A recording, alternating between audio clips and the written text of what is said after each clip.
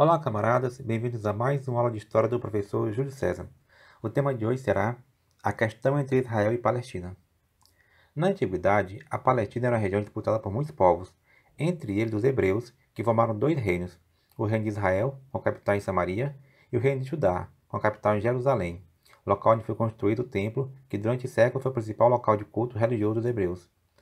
O reino de Israel deixou de existir durante o século 8 a.C., quando foi invadido pelos assírios, mas o reino de Judá permaneceu por muitos séculos, mesmo sendo invadido por caldeus, persas, macedônios e romanos. Nesse tempo, os hebreus ficaram conhecidos como judeus devido ao nome do reino. Os romanos denominaram a região de Palestina, nome que permaneceu até hoje. Em 66 d.C., os judeus organizaram uma revolta contra os romanos. A revolta terminou no ano 70, quando o Império Romano destruiu o Templo de Jerusalém. Em 132, uma nova revolta, liderada por Bar Kokhba, foi novamente derrotada pelos romanos. Os judeus foram expulsos da Palestina e dispersos pelo mundo num processo chamado de diáspora, mas mantiveram sua unidade enquanto povo, devido à crença em torno de seus livros sagrados, das lideranças religiosas e da dedicação ao comércio.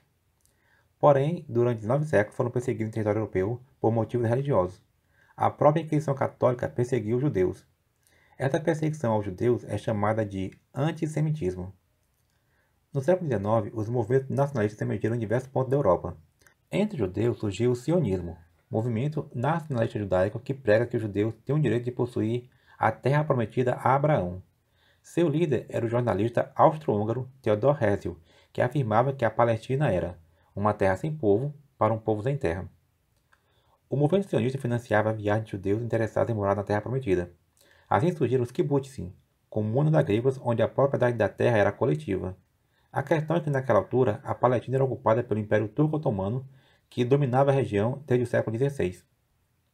Os turcos entraram na Primeira Guerra Mundial ao lado das potências centrais, Alemanha e Império Austro-Húngaro. Juntos os três formaram a Tríplice Aliança, que foi derrotada na guerra. Durante a guerra, os ingleses manifestaram a Declaração de Balfour, documento escrito pelo ministro inglês Arthur J. Balfour em 1917, prestando apoio do Império Britânico ao estabelecimento de um lar judeu na Palestina. O documento se comprometia a não prejudicar os direitos de nenhum povo não-judeu que habitasse a região. O primeiro objetivo da Declaração de Balfour era obter apoio das comunidades judaicas que habitavam as potências centrais da Europa, Alemanha e Áustria-Hungria, inimigas dos britânicos na Primeira Guerra Mundial. Outro objetivo era de colocar os judeus contra a Revolução Bolchevique na Rússia, em 1917. Um acordo entre as potências vitoriosas da Primeira Guerra Mundial dividiu o Oriente Médio entre Inglaterra e França. Os ingleses ficaram com a Palestina, a Transjordânia e o Iraque, os franceses com a Síria e o Líbano. O Iraque foi um país montado pelos ingleses, reunindo as províncias de Bagdá, Mossul e Basra. Isso provocou a convivência forçada de três populações rivais, xiitas, sunitas e curdos. Posteriormente foi criada a Transjordânia, quando a região foi separada do Iraque e entregue por acordo ao filho do xerife Hussein.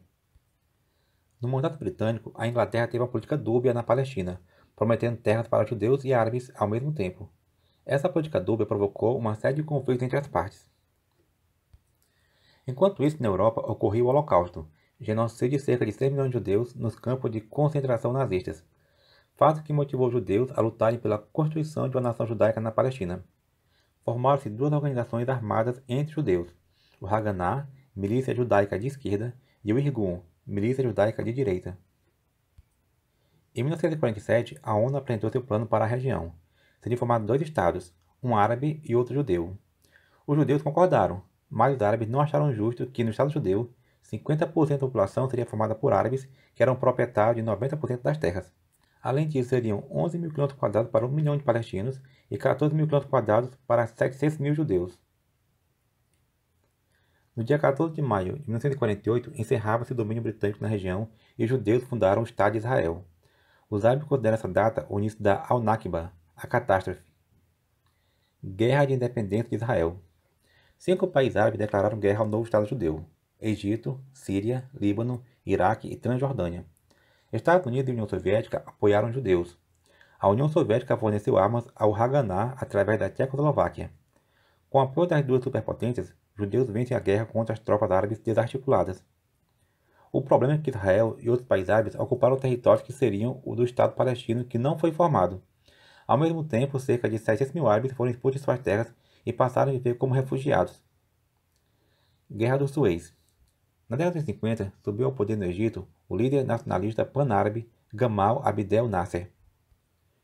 O pan-arabismo era um movimento que pregava a unidade de todos os árabes numa grande nação unidos pela religião muçulmana.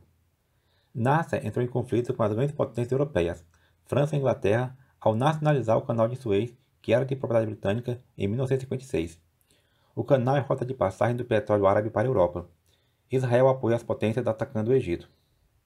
A guerra terminou com a intervenção dos Estados Unidos e da União Soviética, que obrigaram as nações envolvidas a encerrarem as atividades. Mas Israel ocupou o Sinai, território egípcio, até o ano seguinte. Guerra dos 6 Dias. Nos anos 60, as tensões entre Israel e o mundo árabe eram constantes. Uma nova guerra parecia uma questão de tempo.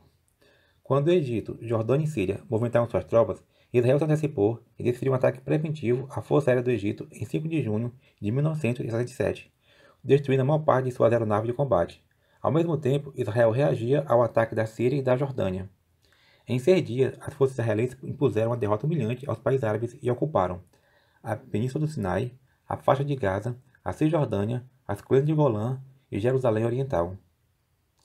Essa foi a maior ocupação de Israel nos territórios árabes. A maior parte das regiões ocupadas deveriam fazer parte do Estado palestino, que nunca foi formado. A guerra piorou a situação dos árabes do território. Eles tiveram de se tornar refugiados em sua própria terra ou em outros países. OLP, Organização pela Libertação da Palestina. Foi um órgão criado em 1964 para defender os direitos dos palestinos que se sentiam prejudicados pelas guerras entre Israel e os países árabes. Nessas guerras, os palestinos foram os grandes perdedores. Em seu nome, os países árabes diziam lutar contra Israel, mas na verdade lutavam por territórios. O povo palestino era ignorado nessas guerras e só perdia cada vez mais. Agora, com algo para os defender, se sentiam melhor representados. A OLP era uma organização formada por diversos grupos palestinos de luta.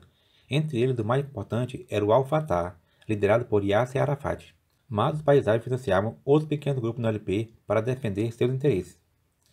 Entre as táticas de luta estava o terrorismo, forma de ação violenta extremista provocada por pequenos grupos de pessoas que atacam alvos civis ou militares em defesa de uma causa. Eles sequestravam aviões, atacavam as cônjuges das áreas ocupadas e exigiam a libertação de presos políticos. Israel reagia ao terrorismo com extrema violência. Chegava a explodir casas de supostos terroristas palestinos com suas famílias. Israel também estimulava o fundamentalismo religioso dos palestinos como forma de afastá-los de opiniões políticas radicais de esquerda. De qualquer forma, a OLP serviu para fortalecer a identidade nacional palestina como um povo com interesses próprios e não subordinado aos interesses dos países árabes. Terror nas Olimpíadas de Munique. Uma das imagens mais tristes do terrorismo no século XX aconteceu nas Olimpíadas de Munique, quando o grupo terrorista Setembro Negro atacou a delegação israelense.